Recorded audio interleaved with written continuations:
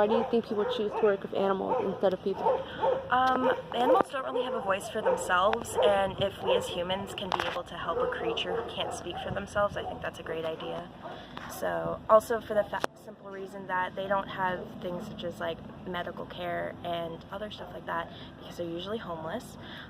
So when we take them into our care and when we bring them into refugee centers like this one, they'll be able to get medical care, food, shelter, stuff that they wouldn't be getting outside of that environment. Animals are kind of like figuratively and literally a completely different breed, and it's kind of calming working with animals opposed to people. I think there's something very therapeutic about animals. I say that all the time. They love you unconditionally. You know, they are happy to see you whenever you come. You know, when you hear about things and the real negative things that happen to animals, they have no voice. So anything you do makes a big difference for them. And there's just people that are animal people. So it's a great rewarding thing to do if you can work with animals. Sometimes we don't get to actually touch the animals, and we know that coming in because it's in the orientation. Why do you think people still want to work here, despite not being able to physically interact with animals sometimes? Because they can all be worked with treats and proper training. They can all be worked with. Even feral cats can come around. A lot of the time there's a lot of maintenance work that staff has to do that we are perfectly capable of doing, and even little steps like that will help them behind the scenes. Just purchasing food, like cleaning up their kennels, not even being able to touch the animals will help them bring a better quality of life than if doing nothing. On that note, it's also considering that they can't really help it if they're homeless or things like that, and they need the help whether they want it or not. And after a week, you can hardly see the change that's been done. Do you think it's still worth it? I think it's still worth it. I think it's still worth it. It doesn't matter how much time you really put in. Just the fact that you're bringing forth some effort to help these animals is going to make an impact in their life. Absolutely, absolutely. I mean, because our volunteers come and go. Some of them are been with us for years. Some of them we don't see after they meet their requirements. But every person that spends time with an animal is making a difference. So it doesn't matter, you know, how long term you are or not. In the 10 hours that you're here, you definitely impact them. The additional part of that is the volunteers that whether you're putting in 10 hours or 100 hours, you're helping the staff, which in turn benefits the animals. Whether you're helping the staff with feeding or cleaning, that all makes a big impact.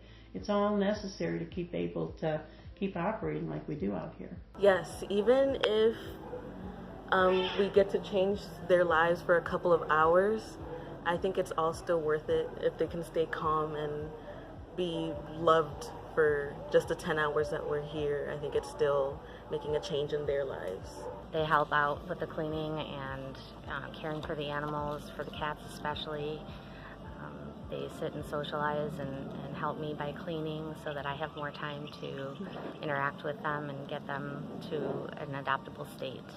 How do you think pictures that the volunteers post or FGCU group projects actually help animals get adopted? I think they get to see that they are more social and they are interactive than if you were to just not film them. If we weren't taking pictures of any of the animals and showing that we're actually interacting them for some part, then a lot of people wouldn't be interested in adopting them because they're not as social. Oh, absolutely they do, because a lot of people go on Facebook and other websites besides ARK, and so it gets our name out and gets the animals adopted. You've ever had people tell you that that's the reason they saw the animal? Yes. On other websites besides ARK's. Yes. I think, well, on the volunteer page, I have a lot of volunteers posting pictures. That's great because our volunteers share with others. It gives them exposure. The same with doing projects, doing off-site fundraisers or donation drives. All that is promoting ARK. People need to know we're here in order to come out here to adopt or to volunteer or to have a place to donate. So that all makes a big impact. A lot of it starts with just making sure people know we're here and you know, expressing our mission out here. And you all as students have done that repeatedly. I mean, it's a wonderful thing, and that's why we rely a lot on our volunteers. Do you think any of these connect to the stories you've been reading? And which story in particular do you come to mind? The one we just did, the one about philanthropy, and the one what we don't talk about when we talk about service. I mean, for a portion of it, I feel for the most part I do the I suck portion, and I have no other reason for this, but I feel like working with animals, since I have an emotional support animal and I have some type of drive to help animals, this pertains to me. And also pertains to that because it makes me suck less when I actually help these animals. So. Like, it might not change the entire world, but if it could change theirs and help them be friendlier towards people and just find that there is some good in the world, then I think it's all worth it in the end.